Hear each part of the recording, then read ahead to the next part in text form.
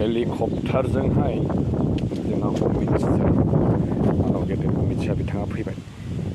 दाना रायजो राजा नोंथांमोना मिन्थिगौना दिनै गोबां दैदेनगिरिफोर MP, CM, CEM, हम मिनिस्टार दिल्लीया दिनै जोंनि बिटिआरआव फैदोंमोन। मा होलांखो मिन्थिगौना?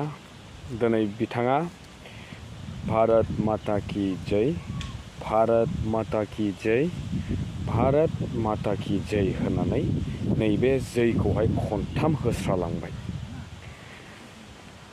बेनिफ्राय दिनै कनफारेन्सआव बिथांखौ जे बरायनो थाखाय गोबां समनिफ्राय लाहार फाहार खालामनाय हुलुस थुलुस दिनै मोनफ्रोमबो प्राइमारि जोंनि UPPL सरकारनिफ्रायहाय बिथोन होदोंमोननो खमैब्लाबो 30-35 गारि मोनफ्रोमबो समस्तिनिफ्राय मानसि लांनांगौ।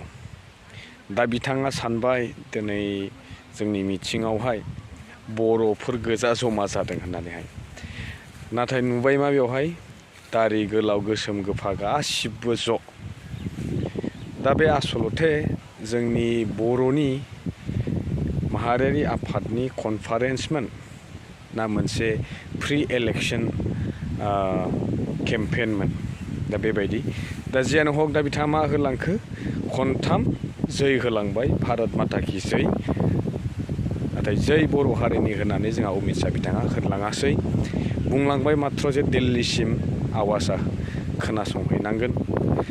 आरो मा बुंलांबावखो बिथाङा बुंलांबावदों जे दिनै 2020-27 जानुवारिनि जि सुक्तिमोन बियो जोंनि बर'फोराल' गोजोननाय गैया, बेजों लोगोसे फुरा भारत हादोरावनो दिनै रंजाफादों होननानै बुंदों। दा माखौ रंजाखो ना जोंनि आन्दलन खालामनाया नैबेयावनो जोब्बाय, सालाफोरा दिनै जोंजों ललिपप दौजाना थगायजाबाय होननानैसो रंजाखो ना माखो मिथिला।